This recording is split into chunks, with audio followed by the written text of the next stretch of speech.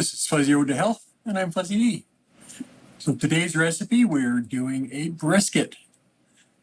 Now, we just found out that our oven goes to a lot lower temperature than I thought. So we're going to do this in the oven rather than an electric roaster. Let's get started.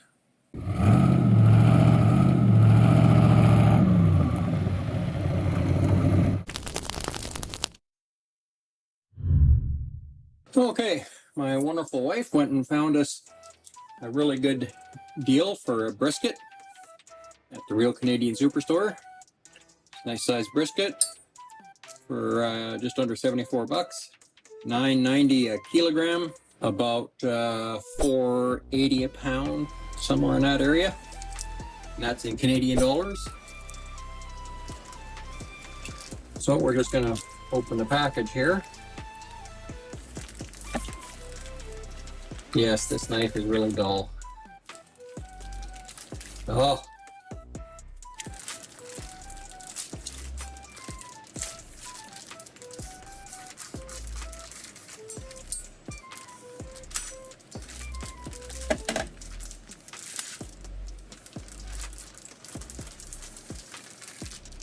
So we're going to try and remove this and keep the blood in the package as much as we can.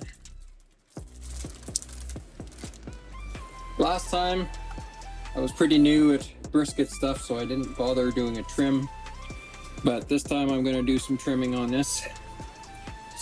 So we've got this part here that's really thin. We're going to basically streamline this brisket. Oh man, I even used the kitchen steel on this and this thing is still useless. Okay, this should work a little better. It's a little big for this kind of an operation, but it should work a little better. Oh yeah, that's much better. Now it's hard to do curved cuts with a knife this size, so I'm just gonna kind of cut things off in a few pieces. Now we're not wasting any of this meat. We're gonna turn that into ground beef.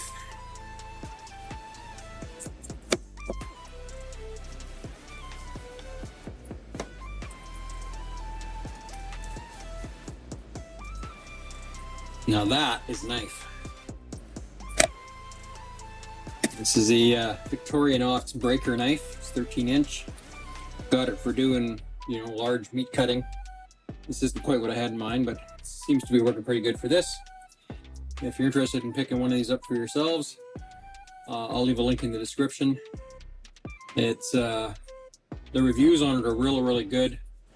They're supposed to hold their edge for a long time, and so far it's been holding up really well.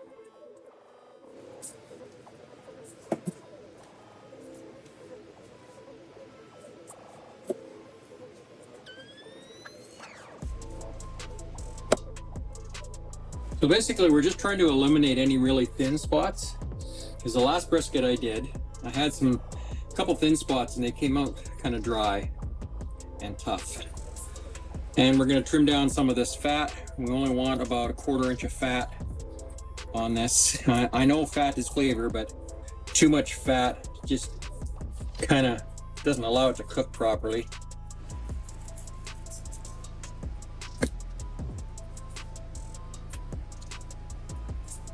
Now this actually kind of goes in a ways into the meat, so we're going to cut a little more of this.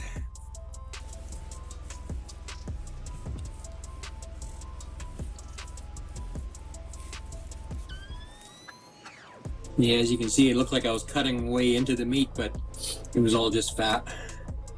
So we should probably be pretty good with that. Okay, some of this fat here.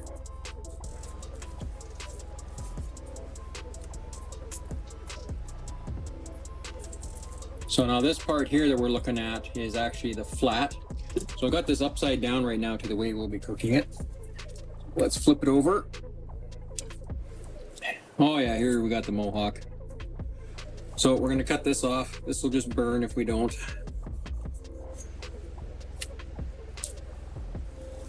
And once again, we're gonna take this fat down. That's just one big chunk of fat. So we might actually we're not going to need all of this for our ground beef, so we'll probably set some of that aside for making tallow. Now I've actually just finished filming and I'm almost done editing the video on how to render fat. In the case of the video I just did, it's for pork fat, which is lard. Now, since I'm kind of new to trimming briskets, I'm just going to take a little bit at a time. So I want to make sure that I'm leaving that 1/4 inch of fat.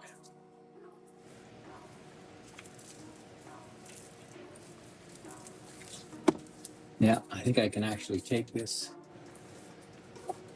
right down.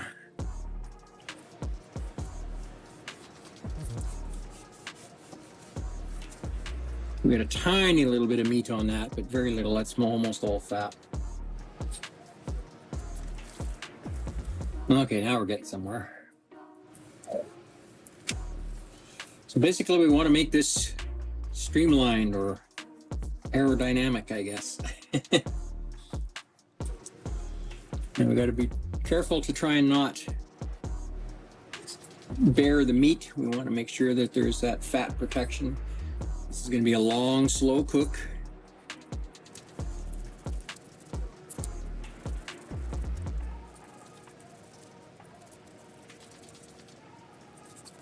We got a little close to the meat there in one spot, but shouldn't be too bad.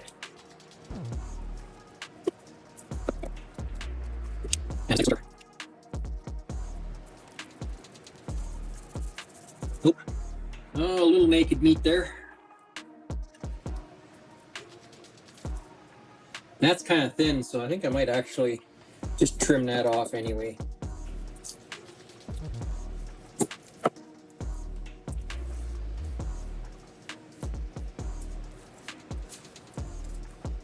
Yeah, that's better.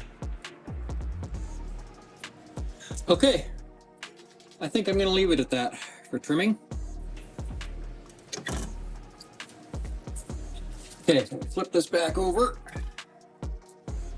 Okay, we're gonna dry brine this. We're gonna use Himalayan salt because we're gonna dry brine it for at least 24 hours. Probably closer to 30-36 hours. Now this is a huge piece of meat, so we're gonna put lots on.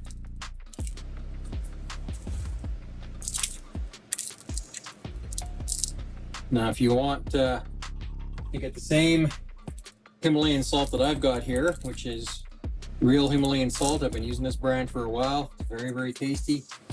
Very good. You can use my link in the description. Full disclosure, the links that I have in the description are all Amazon associate links. So I make a tiny commission, but you get the same great price, and it helps our channel out a little bit.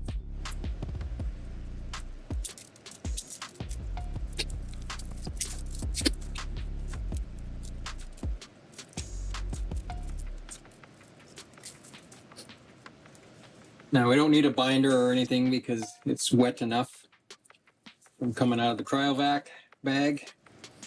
So just gonna make sure we get these sides. Don't want to miss the sides. That would be a rookie move.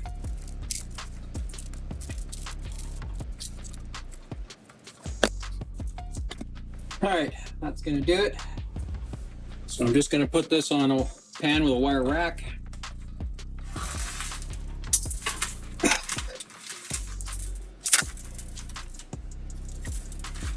If you don't have a wire rack, it makes it kind of difficult to get the proper airflow around it, and then it sits in its own juices. So this is a rack is a little small for this brisket, but it should do the job we need it to do. This is going to dry brine at least 24 hours, and I'll bring you back when we're ready to put it in the oven. So we've got the oven preheated to 225. We'll put it in the oven and let this cook get started. It's going to take a few hours, but I'll check back on it in about 4 hours, see how we're doing. So once we get past the stall and we hit our temperature of about 190 in all parts of the brisket. Then we'll go ahead and wrap it in tin foil with some butter, and then we'll put it back in the oven at 150 to do our 18-hour hold. And that'll do the rest of the rendering and tenderizing. I do this rather than take it up to the traditional 205 to 210 to get tenderness, because this way we don't get that kind of like pot roasty texture of the meat, and it retains a little stronger beefy flavor with a nicer texture, but we still get that wonderful tenderness. It tends not to dry out the flat as much as when you bring it up to that higher temp. So let's get it in the oven.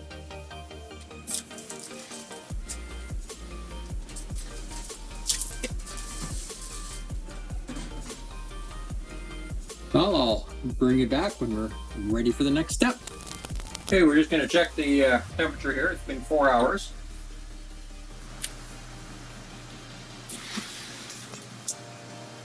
Getting some juices in the bottom.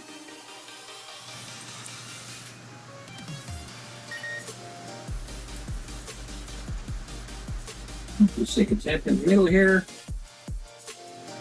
And then we're sitting at 143.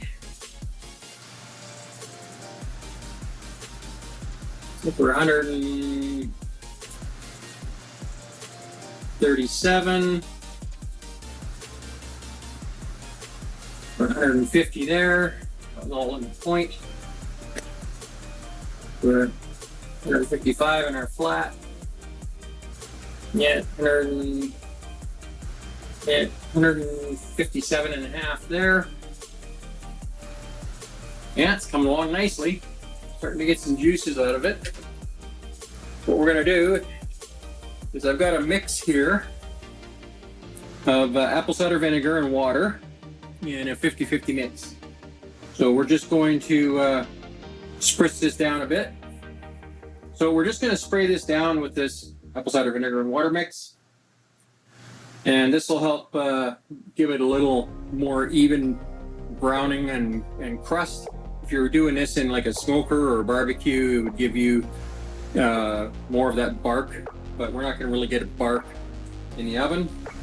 And plus it'll also impart some moisture to it as well.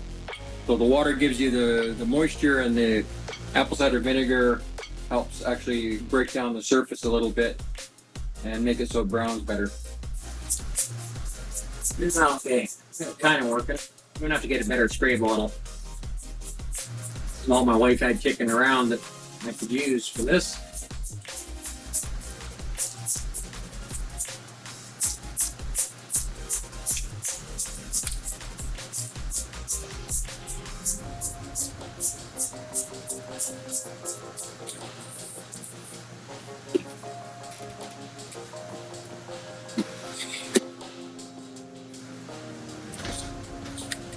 So at 155-ish degrees in most of the brisket, we're probably getting pretty close to the stall.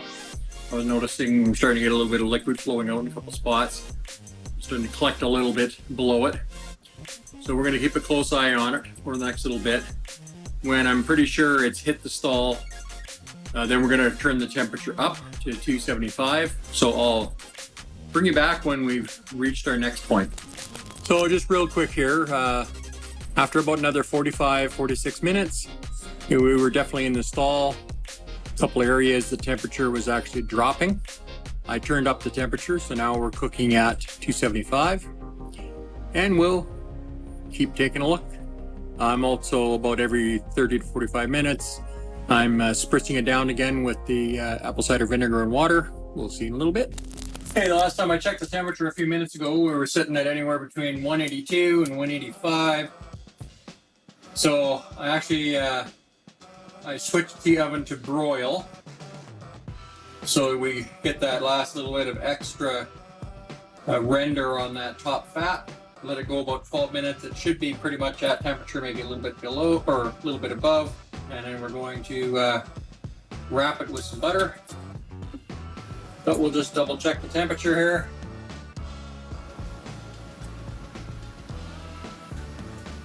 At 192.6.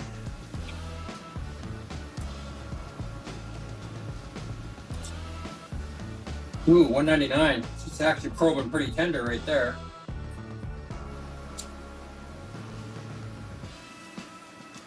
Ew, 198. Yeah, that's definitely a lot hotter than I wanted. She's almost, well, the flat part is pretty just about reached full tenderness, but so we might shorten the hold a little bit. So we're going to pull that out.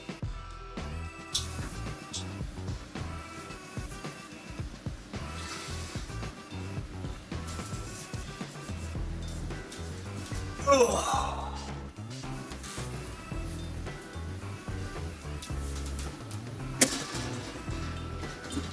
Well, it definitely shrunk up a bit.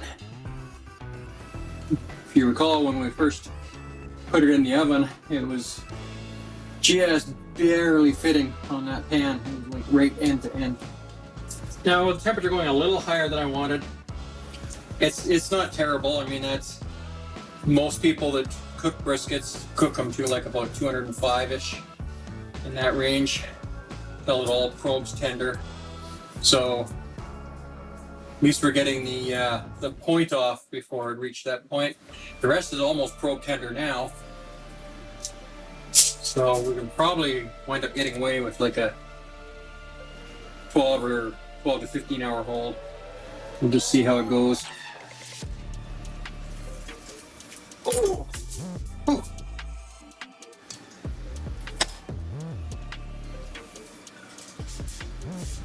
Okay, so now we'll throw our big pots of butter on.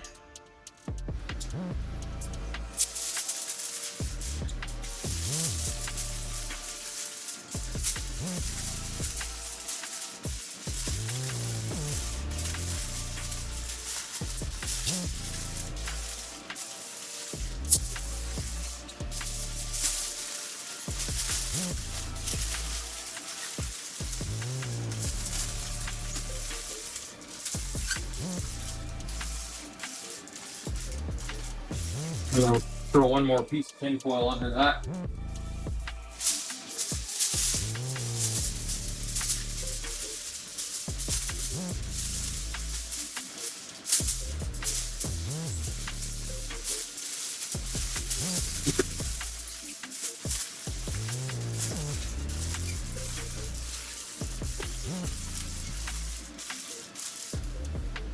Okay, that should be well sealed up. I'm going to set the oven on warm, and we're going to drop it down to 150 degrees. We'll hit start.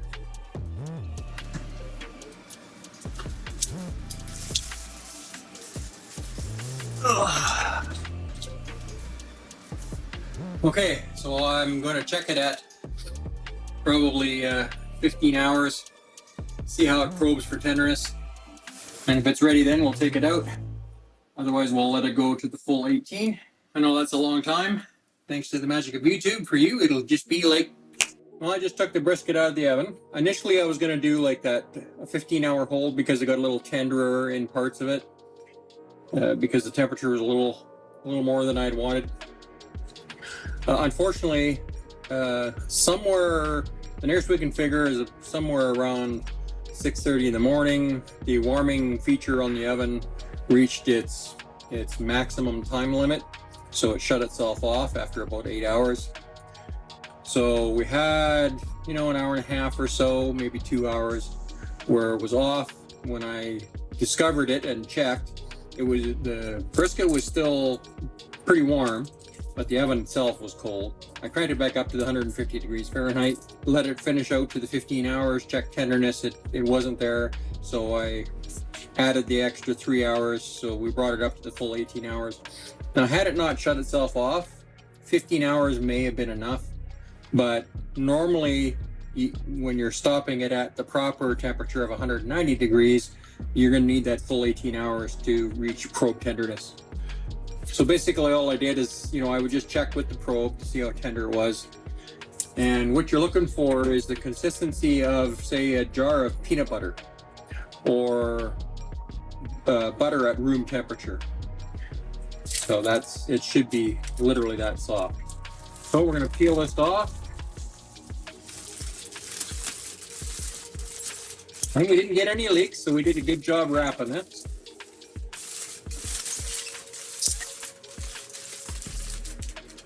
Oh, look at the juices there. Oh, of course, a fair chunk of that is butter, to be fair.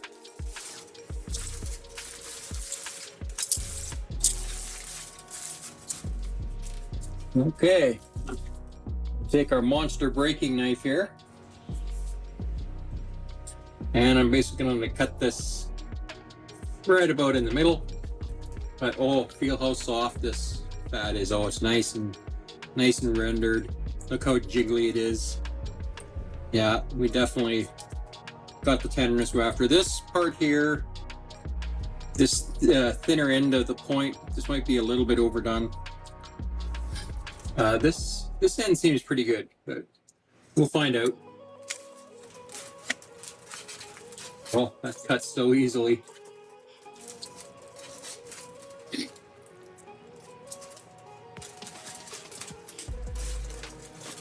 All right, let's get a nice slice of the flat here. Yeah, this is a little overdone. It's done a little more than I'd like. It's a little too close to pot roasty. But that's my fault. I wasn't keeping a close enough eye on things. But it should still be tasty. Definitely fall apart tender. There's no doubt about that.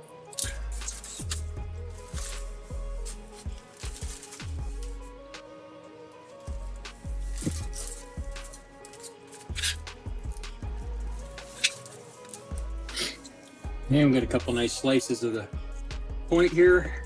Now the reason I changed direction on my cuts is because the point, the grain of the meat runs in a different direction.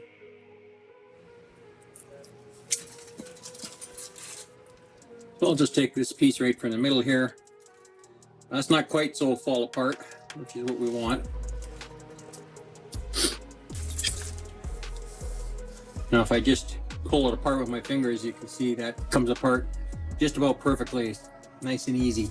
Mrs. Fuzzy is going to join us here for a taste test. So we'll start with the flat here.